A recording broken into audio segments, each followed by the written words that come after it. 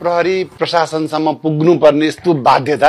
किन आइपर्यो तपाईबाट सुरु गरे मैले म छोरी मान्छेको इज्जत गर्छु म छोरी मान्छेलाई रेस्पेक्ट गर्छु भनेर मात्रै हुँदैन म जहिले पनि के सोच्छु भन्दा मेरो घरमा आमा छ मेरो घरमा बहिनी छ मैले मेरो मम्मी र बहिनीलाई रेस्पेक्ट दिन्छु भनेदेखि मैले बाहिरको लेडीलाई स्वतः रेस्पेक्ट दिन्छु बेबारबाट देखिएन नि त मलाई इज्जत उछाल्दिन्छु भनेर धम्की दिनुभयो त्यसपछि बारम्बार मैले मेरो फोटो भिडियो हटाउनु भन्दा पनि हटाइदिनु भएन उल्टे आफै फ्यान पेज खोलेर मेरो फोटो भिडियोहरू एकदमै भद्दा भद्दा कमेन्टहरू राखेर क्याप्सनहरू राखेर गरिदिनु भयो बाहिर इन्डस्ट्रीमा गएर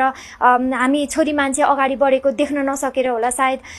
म्युजिक भिडियो नदिनु भन्दै हिँड्ने दिएको मान्छेहरूलाई पनि गतिलो मोडल राखेनौ त्यसपछि फोन फुटाइदिने एकजनाको त फोनै फुटाइदिनु भएको छ यो कुरा चाहिँ उहाँको शब्दमा मात्रै सीमित भयो कि व्यवहारमा लागू भएन प्रशासन भित्रै अब मलाई हात उजाएर अब मुख छाड्नु भयो भनेपछि अब मैले कसरी मान्ने उहाँ फेरि ल यो उहाँबाट चाहिँ अब यो हुँदैन है किनकि कस्तो हुन्छ भने सर यहाँ हजुरलाई पनि थाहा छ हामीलाई पनि थाहा छ अडियन्सलाई थाहा नहुन सक्छ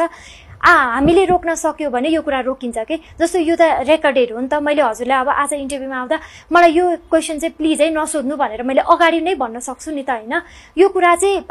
हजुर र मेरो बीचको कुरा हो कि यो कुरालाई बढावा नदिनु भनेर मैले धेरैपल्ट मैले उहाँलाई पर्सनली नै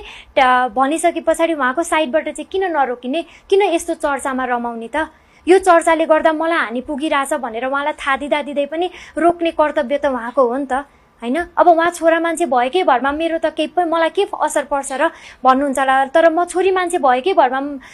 मलाई चाहिँ धेरै असर पर्छ कि यो कुराले गर्दा किनकि उहाँ म्यारिड हो हैन उहाँको बच्चा भइसक्यो अब मेरो नाम जोडिदा उहाँको वाइफलाई पनि असर पर्छ कि यो कुराले कति कुराहरूले